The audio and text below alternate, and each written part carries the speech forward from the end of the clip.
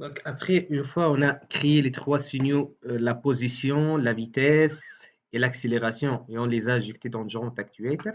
Une petite remarque que je veux dire ici, c'est qu'il faut vérifier que les différentes pièces du robot sont bien assemblées. Ici, la base doit être liée au port base de l'articulation numéro 1, et la pièce suivante, qui est la tourelle, doit être liée au port follower de l'articulation numéro 1. Donc, pour commander le robot, double-clic sur Step. Ici, le Step Time, ça veut dire quand est-ce que la commande va être réalisée. Ici, je choisis après 4 secondes, ou même on peut choisir 4 après 5 secondes. La valeur initiale, on peut choisir une valeur initiale pour notre commande. Ici, la valeur finale, c'est la valeur de l'angle que le robot, que l'articulation va faire. Ici, j'ai choisi moins 50. Bon, je peux choisir moins, par exemple, moins 30. Moins 30. Après, on a clic. La même chose pour commander les autres articulations a été faite. Pour l'articulation 2, c'est kiff kiff, step. Pour l'articulation 3, la même chose. Ici, en fait, l'articulation 4, je l'ai figée. C'est pour cela, en fait, j'ai injecté une constante de valeur 0. Et la même chose pour l'articulation 5 et 6. Donc, l'articulation 5, c'est commandé. Et l'articulation 6, elle est fixe. Donc, ici, je vais augmenter un petit peu le temps de la simulation. Bon, je mets 10 secondes. Après, on lance notre simulation. Donc, une fenêtre va nous afficher les différents mouvements que le robot a réalisés. Donc, je répète ici. Donc, le robot prend une position initiale. Voilà. Cette configuration, on va l'appeler plus tard la configuration flexible. Je vous rappelle, jusqu'à maintenant, j'ai commandé le robot en position. Je n'ai pas appliqué des efforts de coupe. Donc, le robot prend une valeur initiale.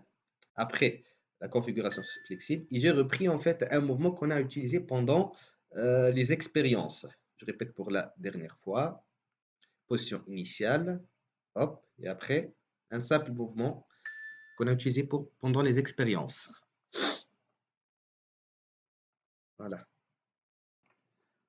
Automatiquement le régulateur PID pour le configurer. Une fenêtre s'affiche qui nous permet en fait de paramétrer le contrôleur PID en changeant en fait les différentes valeurs de ses gains proportionnels, intégrales, dérivés. Et en fait, un moyen efficace qui est fourni par MATLAB Simulink nous permet de calculer automatiquement les valeurs de ces gains et éviter un nombre d'essais et un calcul fastidieux. Il s'appelle tuning. Ce moyen, en fait, c'est un algorithme d'optimisation de calcul. Il prend en compte le modèle Simulink développé pour trouver automatiquement les valeurs du gain du contrôleur. Donc, une fenêtre, bon, ça prend un petit peu de temps. Une fenêtre va être affichée. Donc, hop là. Désolé, assez performant.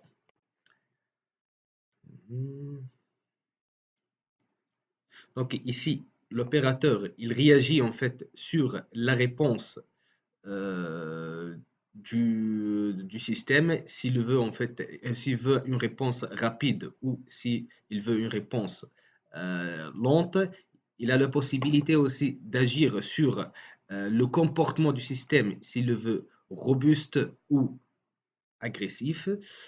Donc, une fois l'opérateur a configuré ces deux curseurs, il faut absolument cliquer sur Update block pour actualiser en fait les valeurs du PID. Je vais vous montrer maintenant. Donc, pour moi, je veux une réponse rapide. Donc, maintenant, lorsqu'on va actualiser les paramètres, les différents gains vont être changés. Hop, update. Donc ici, Il a gardé le gain proportionnel et dérivé 0 et a mis l'intégrale à moins 3,01. Après, je ferme cette fenêtre. Je clique OK. Si tout est bon, je lance ma simulation. Donc, sur le dashboard de Scope, en couleur bleue, comme vous voyez ici, en fait, on observe les valeurs des efforts de coupe qu'on a importés du workspace et qui sont appliqués directement sur l'articulation. Et en orangé ici, on regarde en fait la régulation de ces efforts de coupe après application d'un contrôleur PID.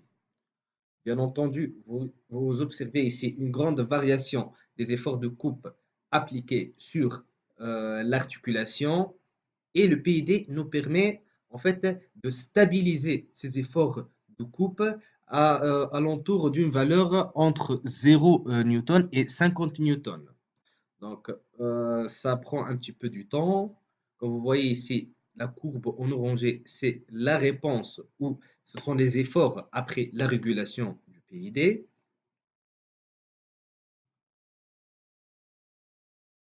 Donc, cette application qu'on a réalisée, en fait, elle permet d'agir sur les efforts de coupe mesurés pendant les expériences et asservir ces efforts afin d'optimiser en fait le comportement et la réponse de l'articulation.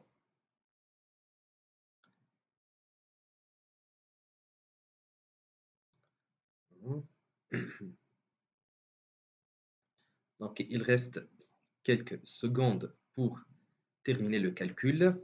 Bon, bien entendu, en fait, vous pouvez visualiser les efforts de coupe en cliquant sur le scope pour afficher seulement les efforts de coupe